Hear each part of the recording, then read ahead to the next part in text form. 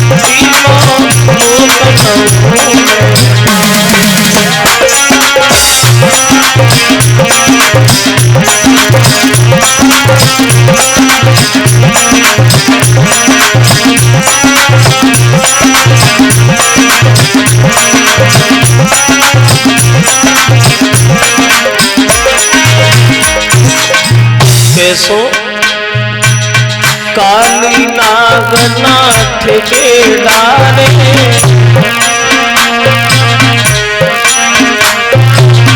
इंद्रदेव के मान कुमारे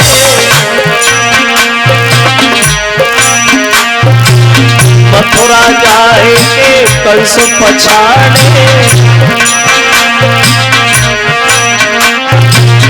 लेकिन इतनो बलशाली है तो भगवान देव जाए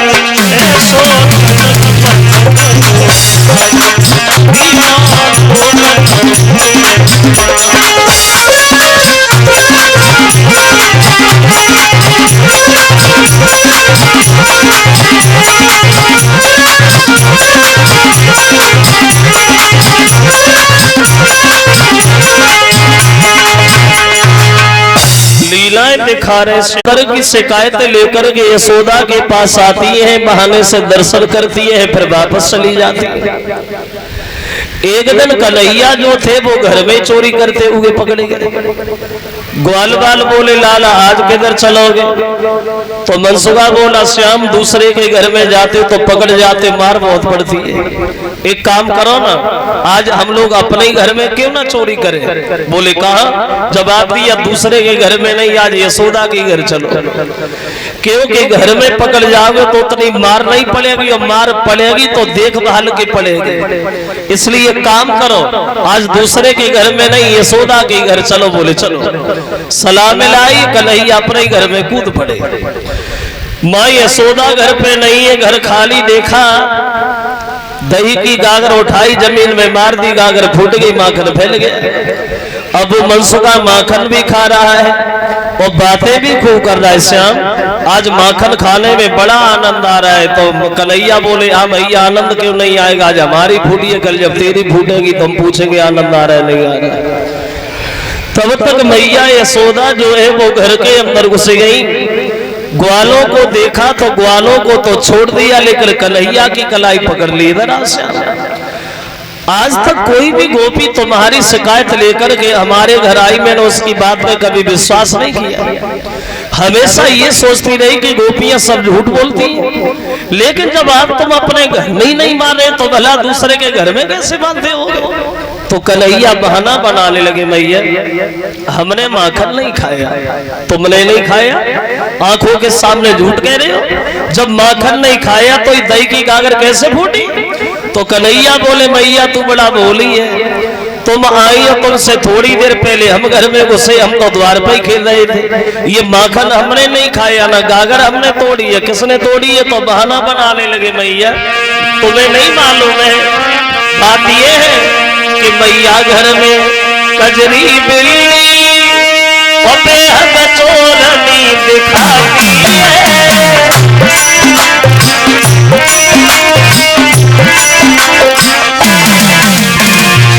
बोले घनश्याम बात ये है मैया घर में कजरी बिल्ली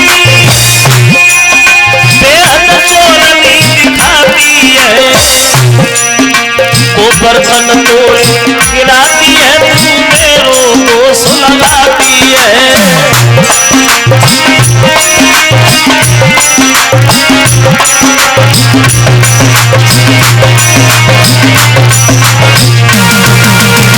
कन्हैया बोले मैया माँ कल हमने नहीं खाया, घर में जो बिल्ली है वो बर्तन तोड़ती है, तू मेरा दोष लगाती, भला मैं काय को चोरी करेंगे माँ। तो यशोदा बोली हाँ कन्हैया बहाना बहुत बनाती है, आज हम तुम्हें छोड़ने वाले नहीं है, बांधेंगे और पूरे दिन बांध के रखेंगे, भोजन भी नहीं दिया जाएगा, भूखे रहोगे आज पूरे दिन कन्हैया।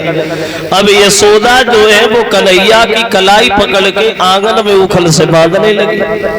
और जब उखल से बांधने लगी भाग करके गई, रस्सी उठाए ले आई, लेकिन जब रस्सी लाई तो रस्सी छोटी पड़ी गई, दोबारा फिर दौड़ी दूसरी रस्सी ले आई, लेकिन वो भी छोटी पड़ी गई। अब यहाँ तक प्रमाण मिला के पूरे मोहल्ला की रस्सियां इकट्ठी कर ली, लेकिन कन्हैया को बांध ही नहीं पाई यशोदा।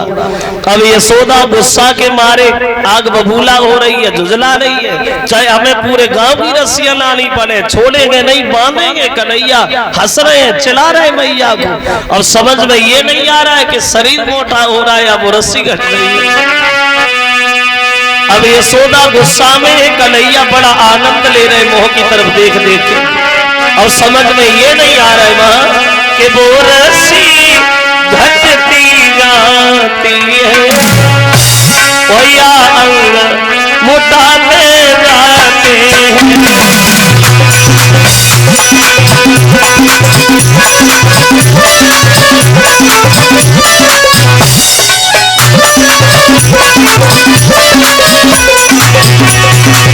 समझ में ये नहीं आ रहा है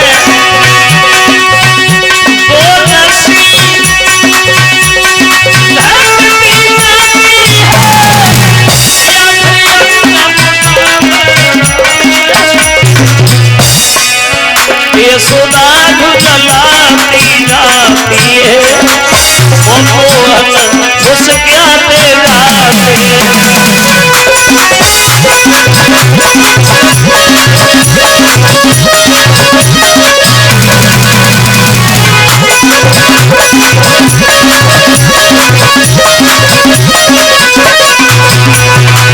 समझ में ये नहीं आ रहा है कि कन्हैया का शरीर मोटा हो रहा है या वो रस्सी घट रही है। अब देख लिया कन्हैया ने मैया ज्यादा परेशान है तो एक छोटी सी रस्सी में बंध गए से। अब उखल से बांध दिया यशोदा ने कन्हैया, वो ग्वाल बाल दूर खड़े होके देख रहे हैं तो यशोदा मैया जो है वो मनसुखा पे दौड़ पड़ी, मनसुख इधर आ, जब से तू इसके साथ आया है तूने बिगाड़ा है कन्हैया को। मेरा श्याम कभी चोरी नहीं करता था, लेकिन चोर तूने बनाया, चोरी तूने सिखाई। तो मनसुखा सोचने लगा अब हम भी पकड़े जा रहे हैं, तो खुद बचने के लिए कन्हैया की शिकायत करने लगा, मैया हमने इसे चोर काय को बनाया, मेरे कभी घर में चोरी नहीं भाई, मेरे खानदान में चोरी नहीं भाई, सच तो ये है मैया कि तेरे कन्हैया ने हमें बिगाड़ दिया, चोर तो इसी ने हमें बनाया। अब कन्हैया की शिकायत करने लगा, मैया मुझे नहीं मालूम माँ कि जब से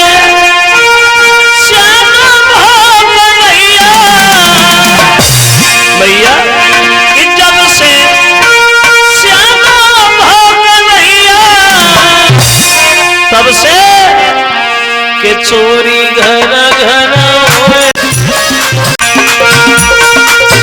जब से श्यामा भाग नैया, जब से श्यामा भाग नैया, चोरी घर घर होए, चोरी घर घर होए, तेरे श्याम ने